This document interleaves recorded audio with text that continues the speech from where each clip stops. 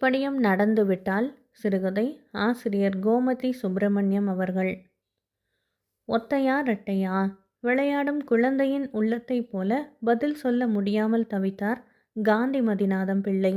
எதிரே இருந்தன 2 ஜாதகங்கள். ஒன்று மாதம் 200 ரூபாய் சம்பாதிக்கும் பெரிய எடுத்து பிள்ளை. மற்றொன்று 40 ரூபாய் சம்பாதிக்கும் பள்ளிக்கூட உபாத்தியாயர்.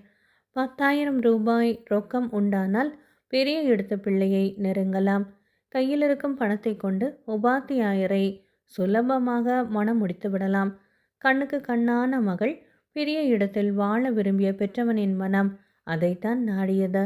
கடன் வாங்கியாவது காரியத்தை முடித்துவிட்டால் பின்னர் அவர் உயிருள்ள வரையிலும் முயன்று கடனை அடைத்து விடுவார். ஆனால் கடன் கொடுப்பார் யார்? இந்த கேள்விதான் கண் முன்னால் விரிந்து நின்றது. எதிரே எழும்பி நிற்கும் நீண்ட மதில் சுவரை தாண்டிவிட்டால் அப்பால் ஓடுவது பாலாறுதான். ஆசை தீர அள்ளி அள்ளி பருகலாமானால் அந்த மதிலை தாண்டும் சக்திதான் அவருக்கு இல்லையே. மீண்டும் அவரது கண்கள் 2 ஜாதகங்களையும் ஆராய்ந்தன. 10-15 ஜாதகங்கள் அலசி பொறுக்கியதில் பொருத்தம் நிறைந்தவை அந்த 2ம் தான். எதை தள்ளுவது எதை கொள்வது? அரை கூரையாக நரைத்து இருந்த தாம் தலையை ஒரு தடவை தடவி விட்டு கொண்டார் காந்தி மதிநாதம். ஒருவேளை அப்போதுதான் யோசனைகள் பிறக்குமோ என்னவோ. அவருக்கு யோசனை பிறந்ததோ இல்லையோ, அவர் மனைவி செல்லத்துக்கு யோசனை பிறந்தது. அவள் கேட்டாள், பணம் பணம் என்று ஏன் இப்படி குமைகிறீர்கள்? உங்கள் அண்ணாவை கேட்பது தானே?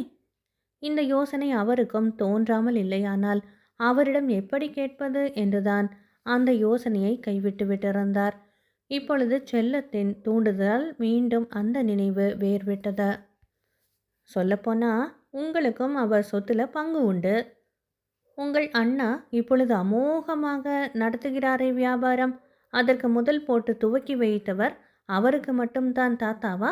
உங்களுக்கும் தாத்தா இல்லையா? கேள்வி நியாயமானதுதான். ஆனால் பலன்தான் எப்படியோ. மனைவி தொடுத்த கேள்வியை கொண்டே மனம் இதுவரையிலும் கடந்து சென்ற கால பாதையை தேடிக்கொண்டு வெகு வேகமாக ஓடியது. காந்திமதி நாதனின் தந்தை இறந்தபோது நாதத்தின் வயது 3. அவர் அண்ணன் சொக்கலிங்கத்தின் வயது 5. நல்ல வேளையாக அவர்கள் தாயார் அமிர்தம் சற்று செல்வாக்கான குடும்பத்தில் பிறந்து இருந்தாள். சின்ன வயதில் கைமை கோலம் பூண்டாலும் அவளுக்கும் அவள் குழந்தைகள் 2க்கும் வயிறு வாடாமல் காத்து கொள்வதற்கு அமிர்தத்தின் தந்தை இருந்தார். சொக்குவுக்கு சின்ன வயதிலிருந்தே தாத்தாவின் பலசரக்கு கடையில் ஒரு கண். அவரும் சொக்குவை நம்பி கல்லா பெட்டியிலே உட்கார வைத்துவிட்டு வெளியே எங்கேயாவது போய்விடுவார். அத்தனை பொறுப்புள்ள பிள்ளை அவன். சொக்குவின் கவனமெல்லாம் வியாபாரத்தில் புகுந்து விட்டதால் படிப்பு அப்படி இப்படி என்றுதான் இருந்தது. இளையவன் காந்திமதி இதற்கு நேர் எதிர். அவருக்கு வியாபாரம் என்றால் என்னவென்றே தெரியாத அத்தனை அவர் படிப்பிலே சூடிகை. மனப்போக்கை அனுசரித்து வளர்க்க விரும்பிய பாட்டனார் சொக்குவின் படிப்பை 8வது வகுப்போடு நிறுத்திவிட்டு தம்முடன் வியாபாரத்தில் சேர்த்து கொண்டார். நாதம் படித்தார். படித்து பட்டமும் பெற்றார். 150 ரூபாய் சம்பளத்தில் உத்தியோகமும் கிடைத்தது. ஆரம்பத்தில் அதுவே அவருக்கு பெரிய தொகையாக தோன்றியது. கல்யாணமாகி குழந்தைகள் பிறக்க தொடங்கிய போது பற்றாக்குறை விழுந்தது. பெண் கல்யாணத்துக்கு நின்ற போதுதான் உத்தியோகத்தை நம்பிய தம் தவறை நினைத்து வருந்தினார். பாட்டனாரோட வியாபாரத்தில் புகுந்த சொக்கலிங்கம் அவர் இறந்த பின்பும் தொடர்ந்து வியாபாரத்தை கவனித்து கொண்டார். அவரது திறமையோ அல்லது அதிர்ஷ்டமோ இன்று அந்த நகரத்துக்கே பெரும் புள்ளியாகிவிட்டார். தாம் படிக்காத குறையை பிள்ளையை படிக்க வைப்பதில் தீர்த்து கொண்டார். அவர் மகன் சந்திரசேகரன் IAS பாஸ் செய்து வடக்கே கலெக்டர் பதவி வகிக்கிறான். மகனின் பெருமையை பேசி பேசி புகழ்வதே அவருக்கு மகிழ்ச்சியாக இருந்தது. அந்த ஒரே மகனுக்கு செல்வம் சேகரிப்பது ஒன்றே சொக்கலிங்கத்தின் முக்கியமான குறிக்கோளாக இருந்தது. தாயார் அமிர்தம்மாள் உயிரோடு இருந்த வரையிலும் ஏதோ அண்ணன் தம்பி உறவு ஒப்பாக நெருங்கி இருந்தது. பெற்றவள் மறைவுக்கு பின் நெருங்கிய உறவு என்பது இல்லை. எப்பொழுதாவது சந்தித்து கொள்வார்கள். இருவருக்குள்ளும் சண்டை என்பதுமில்லை. கண்ட நேரமெட்டும் அன்பு. காணாவிட்டால் அவரவர் நலன் அவரவர் என்ற மட்டிலே வாழ்ந்து விட்டார்கள்.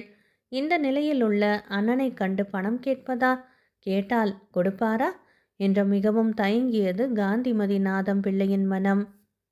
கணவனின் பார்வையிலே குழப்பத்தை கண்ட செல்லம் மேலும் பல சப்பை கட்டுகளை கட்டி கணவனை அவர் அண்ணன் சொக்குவின் வீட்டுக்கு சென்று வரும்படி ஏவினாள்.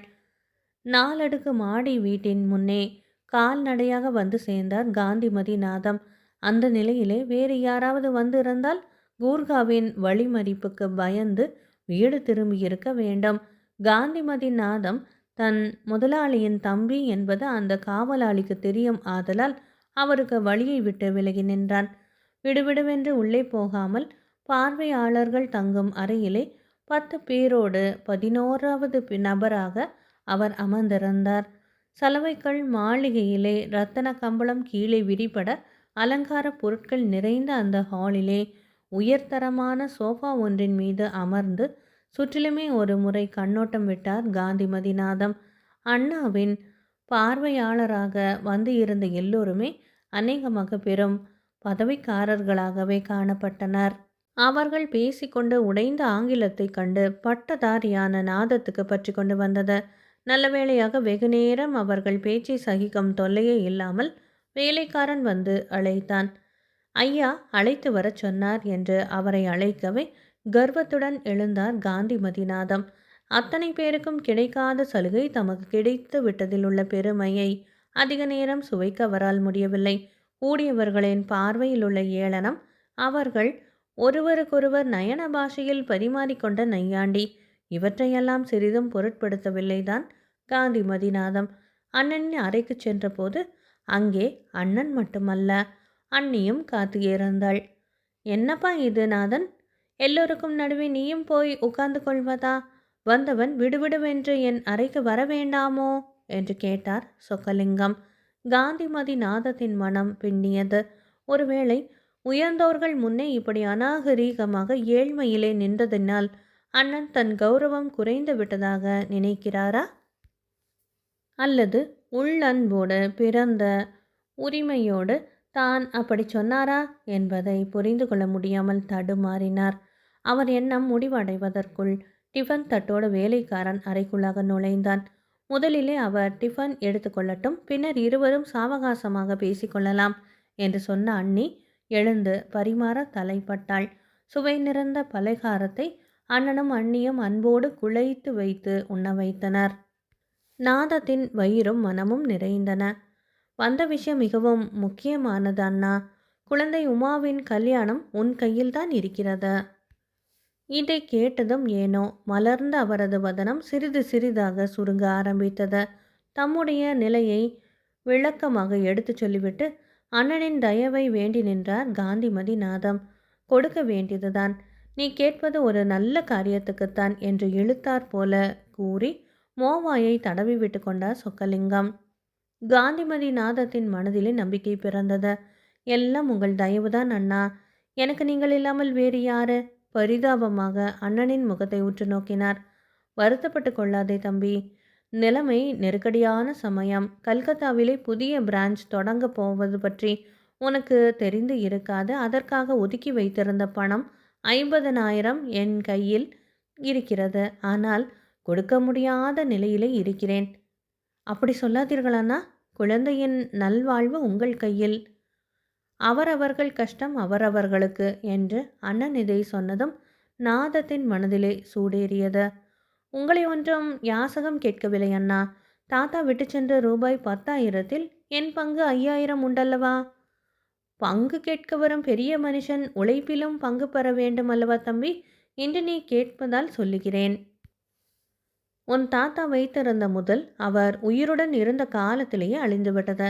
நான் உழைத்து அந்த நஷ்டத்தை ஈடு செய்து தாத்தாவின் கௌரவத்தை காப்பாற்றினேன். உன் தாத்தாவின் பணமாக இருந்ததால் அவராகவே உனக்கு பங்கு எழுதி வைத்திருக்க மாட்டாரா?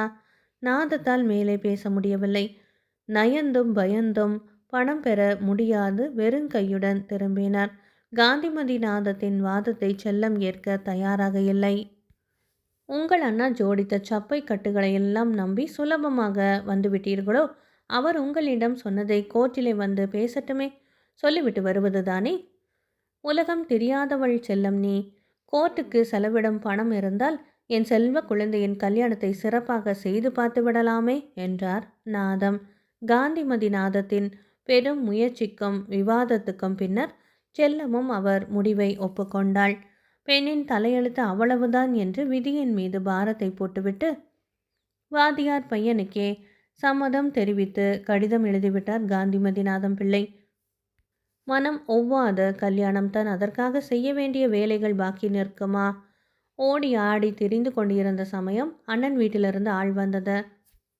சேகர் ஐஏஎஸ் இறந்து விட்டதாக தந்தி வந்திருக்கிறது என்ற செய்தியை கேட்டு அலறி துடித்தார் காந்திமதிநாதம். பொங்கும் துயரத்துடன் அண்ணன் வீட்டை நோக்கி ஓடினார். அரை உயிரால் மயங்கி கிடந்த அண்ணனை கட்டி கொண்டு கதறினார்.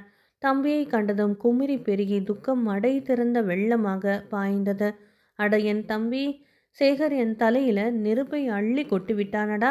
நான் பாவி, மகா பாவி. சேகர் வேறு, உமா வேறு என்று நினைத்து என் பாவத்துக்குத்தான் பகவான் இந்த தண்டனையை கொடுத்து விட்டார். நாதத்தின் நெஞ்சம் எரிமலையாக குமுறியது. அதையெல்லாம் பேச இதுதானா அண்ணா சமயம்? காரை எடுக்க சொல்லுங்கள், நாம் செல்வனின் சடலத்தையாவது எடுத்து வந்து விடலாம் என்று துடித்தார். நீ என்ன செய்வாயோ, இனி எல்லாமே நீதான். பகவான் எனக்கு சரியான பாடம் கற்பித்து விட்டாரடா, கற்பித்து விட்டார் என்று அலறினார் சொக்கலிங்கம். மகன் இறந்தான் என்ற செய்தியை கேட்டதுமே மயங்கி விழுந்த அன்னிக்கு சிகிச்சை செய்ய டாக்டருக்கு ஃபோன் செய்து பின்னர் சீக்கிரமாக கார் எடுக்கும்படி டிரைவருக்கு சொன்னார் நாதம். வாசலிலே கார் வந்து நின்றது. டிரைவர் தான் காரை கொண்டு வந்து இருப்பான் என்று அண்ணனை அழைத்து வர வீட்டினுள் திரும்பிய போது சித்தப்பா என்ற பழக்கப்பட்ட குரலை கேட்டு திடுக்கிட்டு திரும்பினார். சிரித்த முகத்துடன் காரிலிருந்து இறங்கினான் சேகர். செத்தவன் உயிரோடு திரும்பிய அதிசயத்தை காண சற்றைக்கெல்லாம் கூட்டம் கூடிவிட்டது. படுபாவி, உன்னுடைய விரோதி யாரோ இப்படி பொய்யாக தந்தி கொடுத்து விட்டானே, அதனால் ஏற்பட்ட குழப்பம்தான் இதெல்லாம் என்றார் காந்திமதிநாதம். நானே தான் அப்படி தந்தி கொடுத்தேன் என்று சேகர் கூறியதும் பல குரல்கள் ஆச்சரியத்தால் எழுந்தன. என்ன சேகர் இது? விளையாட்டுக்கும் ஒரு எல்லை இல்லையா என்று அம்மா கடிந்து கொண்டாள். நான் விளையாடவில்லை அம்மா. வாழ்வின் நித்தியத்தை அப்பாவின் மனம் உணர வேண்டும் என்பதற்காகத்தான் அப்படியொரு தந்தியை கொடுத்தேன். தன் குழந்தை வேறு, தம்பி குழந்தை வேறு என்று அப்பா பிரித்து காட்டினார்களே. என் வாழ்வு ஒன்றே அவர்கள் லட்சியம் என்று நடந்து கொண்டார்களே.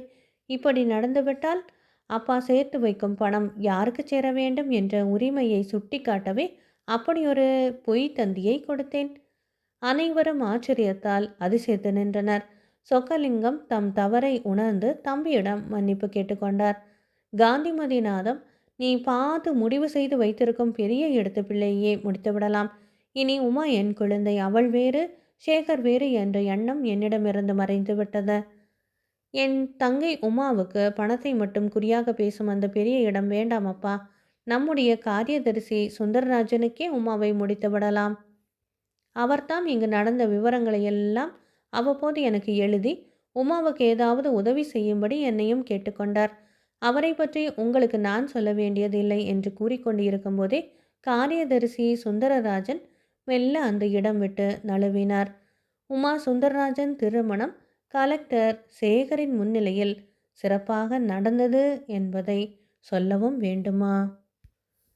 அன்பானவர்களை, கோமதி சுப்பிரமணியம் அவர்கள் எழுதிய இப்படியும் நடந்துவிட்டால் சிறுகதை நிறைவு பெற்றது. நன்றி.